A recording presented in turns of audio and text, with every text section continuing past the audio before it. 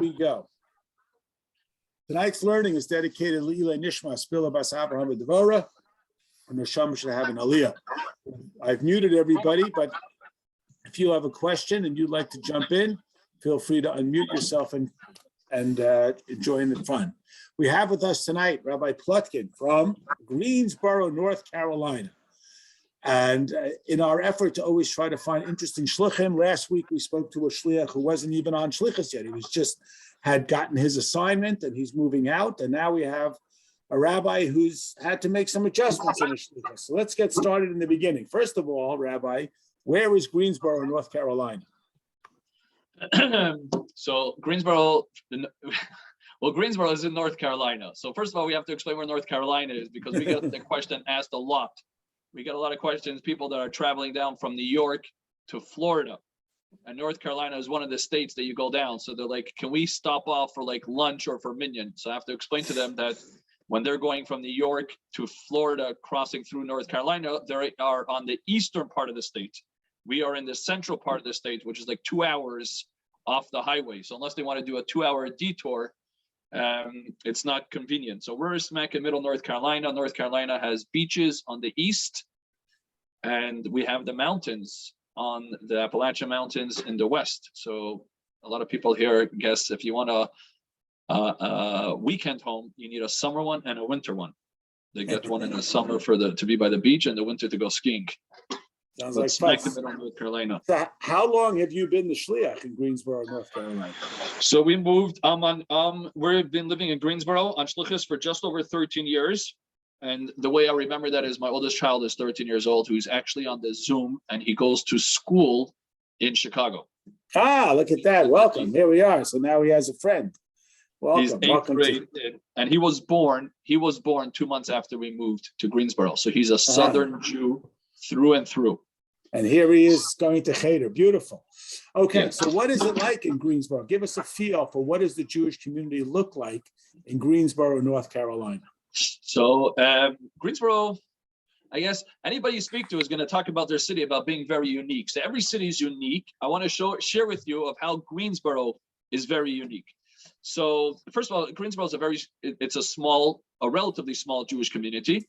I mean, it's probably 1,000 families. For many smaller towns that Chabad is moving to, it's considered probably larger. But 1,000 families is nothing compared to what you guys have in Chicago. There's other organizations here in town. There's a Reform, there's a Conservative, there's a Federation. Interesting enough, there's a Jewish day school in Greensboro. That's a K-8, which is kind of unique for a community of that size. And until recently, we'll get to that, there was actually a Jewish high school, Jewish boarding high school. So I think for a community the size of Greensboro, it was probably the only one in America, maybe in the world, that would have Jewish education K-12. Not many towns can say that, of having a Jewish education. The Jews have lived there for a very long time. North Carolina and Greensboro, this area was always famous for two industries, textile and furniture. To this very day, twice a year, there's a furniture market where all the furniture are in the US, and from elsewhere, they come 80,000 people at least. The furniture manufacturers, they come to exhibit, and the stores, whether, I don't know what the big box stores are in Illinois, but you think Costco or Amazon or Macy's, they come to High Point. Even we have Costco here. I mean, we're not a big city like Greensboro, but we have Costco. We even have indoor plumbing. No, but I don't know if you have Rooms to Go, or if you have American Signature, or if you have Raymore and Flemingen. But all the big furniture stores and small ones, they all come to North Carolina to do their shopping. And actually, what would happen is that there are a lot of Jews that come to their furniture market as well. It's like 25 minutes from us. And they would reach out to us for kosher meals. So we would prepare. There are no hotels really next to the furniture market. So it's more in Greensboro. So we would prepare for them dinners, and we would deliver to the hotels that they were staying at. And we would deliver like a lunch bag that they can take with a sandwich for the next day. But at a certain point, we would deliver these meals to like 10 different hotels in Greensboro for the Jewish and kosher visitors. So we figured there has to be a better way to go about it. So we approached the exhibit, the furniture market, and we asked them for a showroom. And at the showroom, we figured we're gonna serve kosher meals there for the kosher visitors, and we knew of 10 to 15 of them. And we started this probably 8 years ago. And the first time we set up again for like 10, 15 people, and the first day we had over 100. Oh wow! And so now it's kind of a thing. Every furniture market, we take out a showroom, we have minions, chef there all day that prepares food for everybody, and there's sandwiches and there's food. There's a lot of camaraderie, a lot of business deals that go through. You know, there's buyers and sellers, and everybody knows if any deal takes place in the Chabad showroom, there's 10% commission to the rabbi just for the deal taking place in the showroom. So let me ask you about that. How do you get your raw materials? Where do you get your kosher meat and so on? You said you have a chef who prepares it, but where do you get supply from? So there's different ways. We actually put in our orders either through a distributor out of Atlanta or from Florida, and by that you have to order with a pallet. So we're talking about, let's say, kosher meat and other, refrigerator or frozen things. We're probably ordering a few thousand pounds at a time. So we have quite a few freezers. And then, nowadays there's other options of getting meat, shipped, UPS, FedEx, 2 days delivery, but it's not always as convenient as getting it for the case, especially when you need to go through quite a bit of volume. But that's one industry, the furniture industry. Also, Greensboro is mostly known for jeans. Denim, all the jeans of America was produced in Greensboro. There were mills over here that would produce the denim for the whole country. Even during the Civil War, by a Jewish family here in town, Cohen, and they kind of Americanized their name and they spell it Cone, C-O-N-E. And they've been here for over 100 years. But the hospital here in town is the Moses Cone Hospital. And there's, there are parks over here, LeBauer Park, which is by Jewish family. A lot of the infrastructure of the community is built by Jewish families that have been here for quite some time. So it's a very Jewish, you can recognize Jewish names all over town. So you alluded to the American Hebrew Academy, which was a phenomena. Maybe you can give us the background. Tell us about your involvement and about how that affected your shlichus with the consequential abrupt closing of it. So maybe give us the background and educate us about what that was, how you were involved, and what happened. So a little bit of the history of the American Hebrew Academy, and that is there was a fellow that lived over here. He was older already, and his age older. I mean, he was like 70 years old. And he had a business partner, and his business partner, who was Jewish, sent his kids away to a boarding school. I think it was Exeter. And they flew up there once to visit the partner's child, but he went with the other partner. His name was Chico Saba. And he was very impressed with the boarding school. And he loved it, except he turned to his partner and he says, but there's nothing Jewish here. And he felt very bad that his partner, who was Jewish, was sending his kid to a phenomenal boarding school, but there was nothing Jewish. And so he decided that he was going to create an amazing boarding school that's also Jewish. And his idea was there was going to be a pluralistic school. Originally was going to be for more secular. He figured the Orthodox children go away to yeshivas anyways for high school, which is technically a boarding school. But in addition to that, in Greensboro, there wasn't a Jewish high school. So the kids would go to a Jewish day school, and at 8th grade, they would graduate and they would go to a public school or a private, non-Jewish private school. So he was going to create a high school for all such communities. Any community that had a day school until 8th grade, and the high school they're going to private or public, non-Jewish schools, he's going to create a school for them.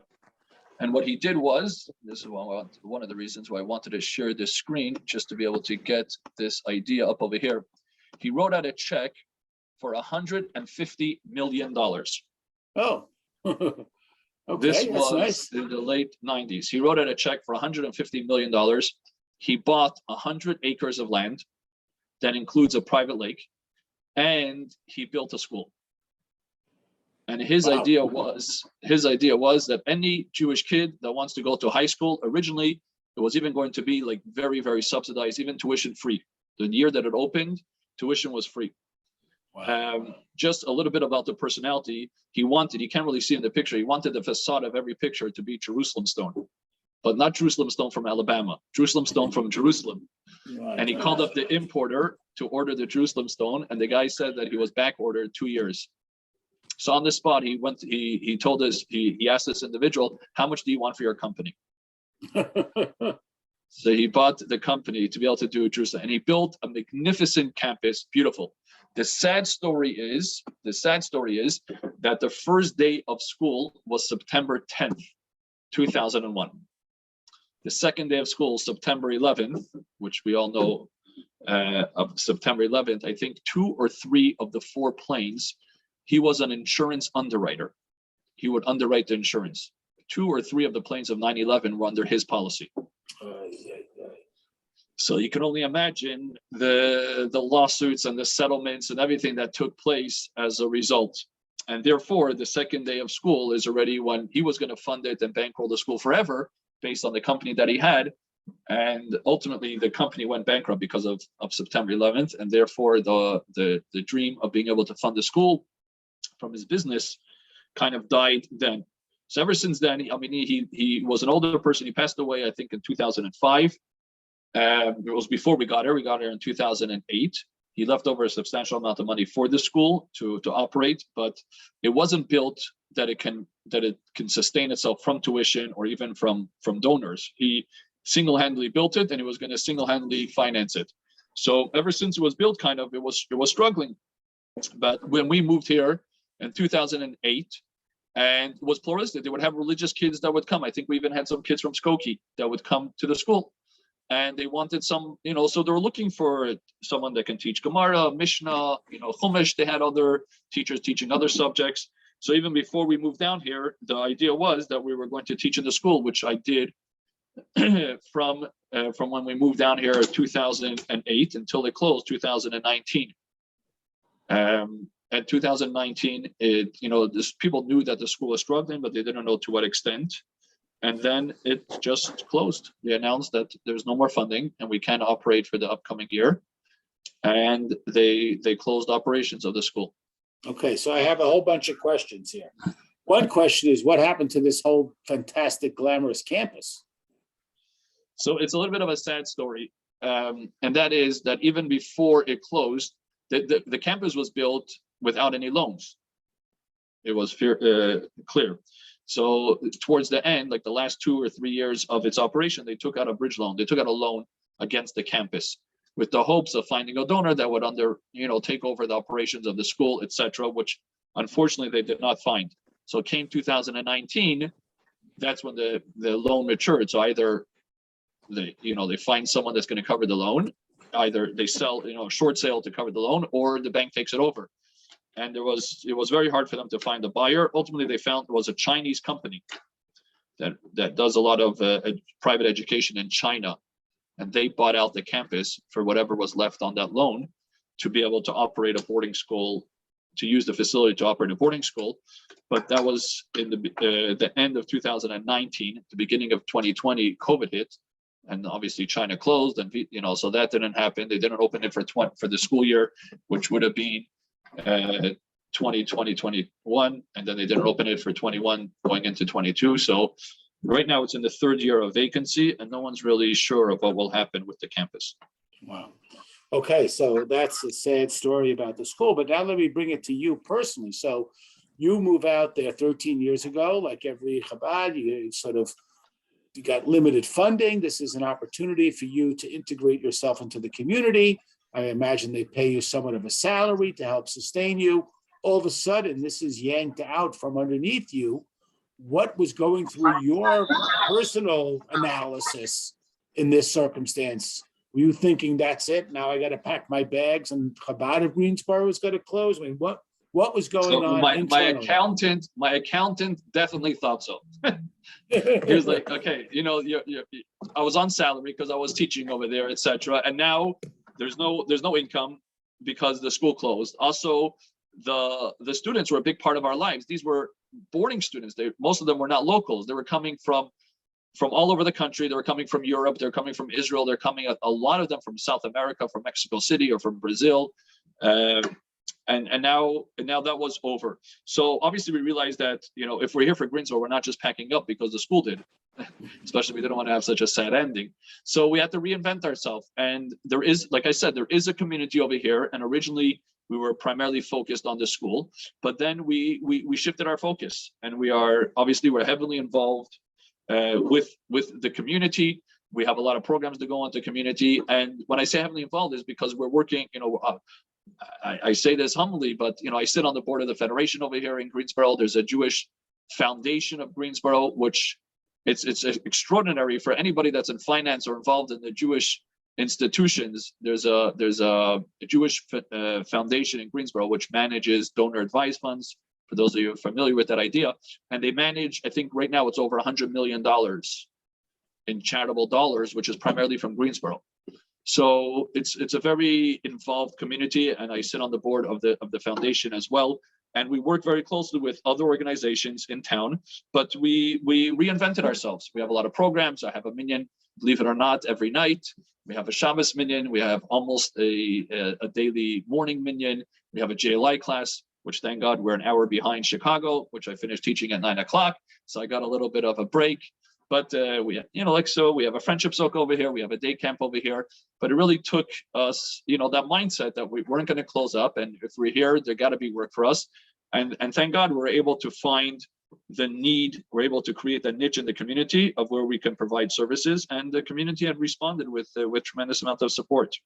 This is really remarkable. I mean, just for contrast, what happened to the rest of the faculty of the school? Are any of them still in Greensboro, or they've moved on to different missions? That's an interesting question, because you think, the school closes, we're talking about like 100 employees, because there's teachers, there's house parents, there's facilities, there's a kitchen. The kitchen staff are probably 10 to 15 people.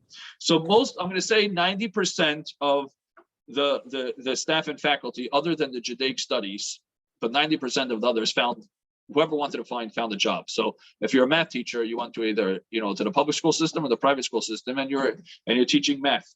The Judaic studies was a little bit harder because there was no more a need to teach Judaic studies in Greensboro. So you had to move out of town, which everybody made their own decision if they wanted to move, if they wanted to stay local or do something else. But it was a struggle. And this happened, remember, this summer, this happened in June of 2019. Schools over here start in August. So you have 2 months to scramble. So believe it or not, the first year after it closed, they're here, just again, another unique case of Greensboro. The public school county offers Hebrew classes in the most prestigious public high school in town, Grimsley High School. And I think it was done brilliantly for two reasons. First of all, they wanted to keep the Jewish students engaged. So you have a Hebrew class, which is usually taught by someone who knows Hebrew, which is Jewish, etc. So you have that connection. In addition, anybody that's out of district that wants to go to that high school, which happens to be the best high school, so you sign up for Hebrew and it's automatic transfer. Mm-hmm. So the following year after it closed, I taught Hebrew. I was probably the only Chabad Hebrew teacher in a public school. Wow. So what do you attribute? Sounds really distinctive to Greensboro. You have a small community with such a strong infrastructure, and you have completely integrated. I don't think we would find a Chabad rabbi on too many federation boards. What do you attribute, besides your charm and kindness, but what do you attribute to the capacity of Greensboro that they have developed such a highly functional Jewish system? I think it's two. I think we can attribute it to two reasons. First of all, Greensboro it's also an island. So I'll give you, for example, we just recently, if I can pull this up, we just recently built a mikveh in Greensboro. Wow, unbelievable. Here, this is a picture of the mikveh that we recently built. This is the prep room. And this is that was the same picture. And this is the mikveh room itself. Beautiful. And that's right in Greensboro. You built that from scratch. We just finished building it 3 months ago. We completed it. Stunning. So the closest mikveh to Greensboro is either Charlotte, which is an hour and 40 minutes away, or Raleigh, which is an hour and a half away. And it works like that for anything. If someone's coming through North Carolina and they're looking for a minyan, it's either Raleigh or Charlotte. Or if they're looking for kosher food, Raleigh probably has a little bit. Or so you have that. So it's kind of its own island, which made it, you had to sustain yourself. Someone was coming to town They wanted to get involved or think you couldn't, it wasn't just, I'm in the outskirts, I'm half here, half there. So a lot of people, because it's an island, most people that are in this Jewish community are affiliated. They're involved in some way or another. I'm going to say 90% affiliation. And I think that works in a lot of smaller communities. In addition to that, there was a lot of wealth in Greensboro. Like I said, the Cohn's Mills or the furniture industry, which brought a lot of wealth to the Jewish families. And what they did was intentionally to create the Jewish institutions. So the day school over here, I think it's celebrating this year, I think it's 40 years. Wow. Of continued Jewish education. So they really kind of invested in the future of the Jewish community over here, which is to everybody's benefit now. And you've been there for 13 years. Yep. So can you tell us just quickly the backstory? You didn't grow up in Greensboro, South Carolina. How did you and your wife decide to make Greensboro your way to make the world ready for Mashiach? So I guess there's two parts to the answer. First of all, the closest Chabad to Greensboro was in Chapel Hill, the University of North Carolina, who is a little mechutin to me. My brother married his sister. So University of North Carolina has a lot of meaning for people who live in Chicago. Oh, really? So he told us. Jay got that reference, right? Okay. Yes. So he told us to look into Greensboro because he was the closest Chabad at the time. So we looked into Greensboro, and because Greensboro was very, very established, Rabbi Groner, who's the regional director, he doesn't like to cause waves with the community. So he says unless you're invited by the community, he's not a fan of just paratrooping and just landing in there. So that was the challenge he gave us if we were to accept, is to be able to get invited, to be able to work our way into the community. And he told us, if you want to know a close contact, there's a guy by the name of Victor Ackerman, who's a traditional, he was raised religious, and he has a good part in his heart for Chabad. And, you can go meet with him and see what he says. There are a lot of people that looked into Greensboro before us, see if it's a good time. So I called him up. I said, I'm a rabbi that's visiting. I would like to I'm Rabbi Plotkin. And also, I found out online that he's from Montreal, where I'm originally from. So I said, I'm from Montreal. I would like to get to meet with you, to speak. So he turns to me and he says, do you know Mayor Plotkin? I said, Mayor Plotkin is my father. He said, well, Mayor Plotkin is my classmate from 7th grade. So he invited us over to his house, and we spoke about the idea of how we can get Chabad part of the community even before we came. And he was on the board of the high school. And he said that if you want to be part of this community and you want to be welcome in this, you want to be welcome with open arms, start teaching in the school. And he was the one that kind of orchestrated that we should be able to teach in the school, which gave us originally, it gave us an entry, a livelihood, a salary. It gave us a way into the community. And then once people learned about us and we got to know people, like they say, the rest is history. Well, Rabbi Plotkin, I want to thank you for spending the time with us. Your resilience and your capacity to zig when life seemed to zag on you, and this got pulled out from under you, and that beautiful mikvah, and just the way that you illustrated the Rebbe's message of blending in with the people, not coming in, like you said, a parachute, but being welcome with open arms, has certainly manifested itself in a beautiful, beautiful way. So Yasher Koach to you. Thank you. Thank you. I hope your son is enjoying himself here in Chicago. And we look forward to hearing more and more good words and good deeds coming out of Greensboro. Well, thank you very much. And next time I'm in town, I guess I have to go to Rabbi Epstein and meet you in person. Bavakasha, absolutely. We'd love to have you. Love to see you. Okay, everybody, good night. Remember, tomorrow night, we're continuing the mimer of the Ba'atat Tzava mimer. We start at 8:30. We'll post our interview tonight with Rabbi Plotkin on the YouTube channel. Thank you again, Rabbi Plotkin. Good night to everybody. Good night. Good night. All right. Take care. Bye-bye. Thanks again.